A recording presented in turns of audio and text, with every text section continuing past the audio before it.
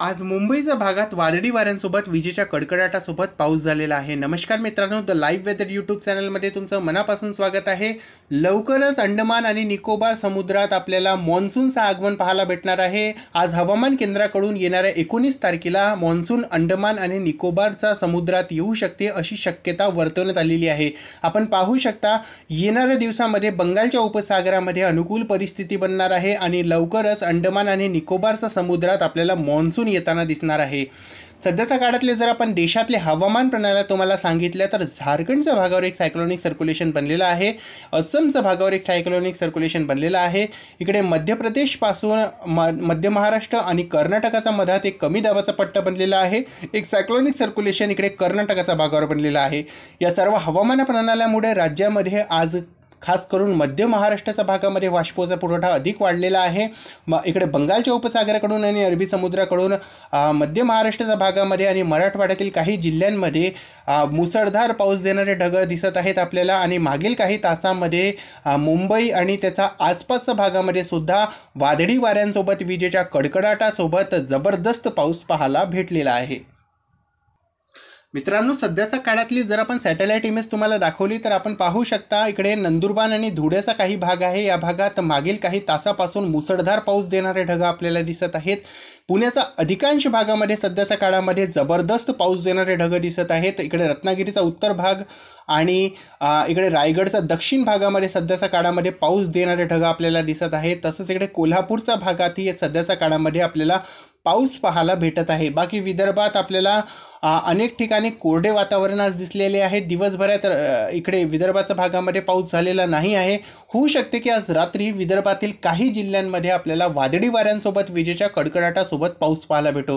हे ढग जसे जसे समोर वाढतील यांची इंटेन्सिटी कमी होणार आहे आणि पूर्वी विदर्भाच्या भागामध्ये इंटेन्सिटी वाईज कमी पाऊस येणार आहे। पण पश्चिमी विदर्भात काही वेळामध्ये जसं बुलढाणा, अकोला या भागात तुरळक ठिकाणी आज रात्री पाऊस होण्याची शक्यता इथून दिसत आहे। मित्रांनो, पुढील 24 तासामध्ये राज्यातून पावसाचा जोर काहीसा ओसरताना आपल्याला दिसत आहे। पण राज्यामध्ये विजेच्या कडकडाटासोबत मध्य महाराष्ट्र असो, मराठवाडा असो किंवा विदर्भ असो किंवा कोकण किनारपट्टीतील काही भाग असो, या भागात पाऊस होण्याची शक्यता दिसत आहे। खास करून दक्षिण पश्चिम कोकण किनारपट्टीचा हा जो काही भाग आहे आणि दक्षिण पश्चिम महाराष्ट्रामध्ये तुरळक ठिकाणी विजेच्या कडकडाटासोबत 1-2 ठिकाणी खास करून कोल्हापूर, सातारा आणि सांगलीच्या आसपासच्या भागामध्ये तुरळक ठिकाणी मुसळधार पाऊस आपल्याला पाहायला भेटू शकते। पुण्याच्या भागातही उद्या पाऊस होण्याची शक्यता दिसणार आहे।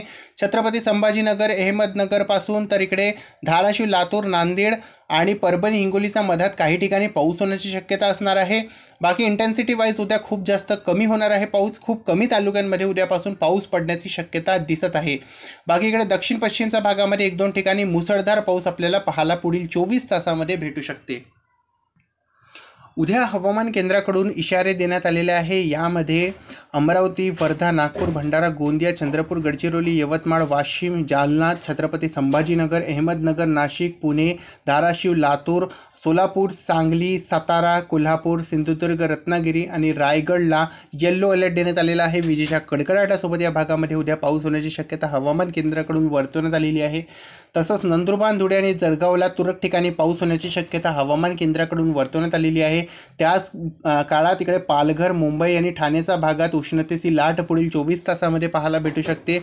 परभणी, हिंगोली आणि नांदेडच्या भागात पुढील 24 तासामध्ये तुरळक ठिकाणी पाऊस होण्याची शक्यता दिसणार आहे। जर आपण संपूर्ण महाराष्ट्राचा उद्या दिवसभराचा हवामान अंदाज तुम्हाला सांगितला, आपण सकाळच्या व्हिडिओमध्ये तुम्हाला तालुक्यासोबत सांगणार आहोत, पण सध्याचा या व्हिडिओमध्ये आपण तुम्हाला जिल्ह्याप्रमाणे सांगणार आहोत उद्या कोणत्या भागामध्ये पाऊस होण्याची शक्यता दिसत आहे। तर उद्या इकडे सिंधुदुर्ग, कोल्हापूर, सांगली आणि सोलापूरतील काही भाग, पुण्यातील काही भाग, या भागामध्ये तुरळक ठिकाणी, इकडे रत्नागिरी या भागात तुरळक ठिकाणी एखादी ठिकाणी मुसळधार पाऊस पाहायला भेटणार आहे आणि विजेच्या कडकडाटासोबत उद्यासुद्धा या भागात पावसाची शक्यता दिसणार आहे। कमी दाबाच्या पट्ट्यामुळे या भागात अशी शक्यता उद्याही निर्माण होत आहे। तसंच इकडे नंदुरबार, धुळे आणि नाशिकतील काही भागामध्ये तुरळक ठिकाणी विजेच्या कडकडाटासोबत पाऊस होणार आहे। बाकी पाऊस होण्याची जास्त काही शक्यता दिसत नाही आहे। तसंच इकडे 1-2 ठिकाणी जर की स्थानिक पातळीवर ढग तयार झाले तर इकडे भंडारा, गोंदिया आणि वर्धा, अमरावतीपासून बुलढाणा, तसंच इकडे जालना, परभणी, हिंगोली, नांदेड, धाराशिव, लातूर, चंद्रपूर, गडचिरोली या भागामध्ये जर की 1-2 ठिकाणी स्थानिक पातळीवर ढग तयार झाले तर विजेच्या कडकडाटासोबत सोसाट्याचा वाऱ्यासोबत या भागात पाऊस होण्याची शक्यता दिसत आहे. तुरळक ठिकाणी पाऊस पडणार आहे, असं नाही आहे की सर्वच भागामध्ये पाऊस पडणार आहे. तुरळक ठिकाणी उद्या इंटेन्सिटी वाईज विदर्भात कमी पाऊस पडण्याची शक्यता दिसत आहे. आपल्याला बरेचसे कमेंट आलेले होते की नागपूरच्या भागात उद्या पाऊस पडणार आहे का, तर उद्या नागपूरच्या भागात पाऊस पडण्याची शक्यता कमी आहे. पण जर की स्थानिक पातळीवर ढग तयार झाले तर पाऊस होण्याची शक्यता दिसत आहे. तसंच इकडे जळगाव, नगर आणि छत्रपती संभाजीनगरमध्येही अशी परिस्थिती पाहायला भेटणार आहे. इकडे नगरचा दक्षिण भागामध्ये तुरळक ठिकाणी पाऊस होण्याची जास्त शक्यता आहे. उत्तर भागामध्ये पाऊस होण्याची शक्यता कमी दिसत आहे. छत्रपती संभाजीनगर आणि जळगावच्या भागात ही अशी स्थिती आपल्याला पाहायला भेटणार आहे.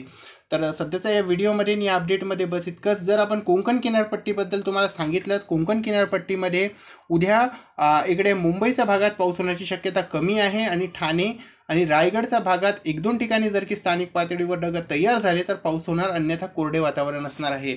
उद्यापासून एकंदरीतच राज्यामध्ये दक्षिण पश्चिम भाग सोडला तर राज्यामध्ये पाऊस होण्याची शक्यता काही जिल्ह्यांमध्ये आणि काही तालुक्यांमध्ये असणार आहे. आपण उद्याच्या व्हिडिओमध्ये आपण डिटेलमध्ये तुम्हाला सकाळच्या व्हिडिओमध्ये सांगणार आहोत.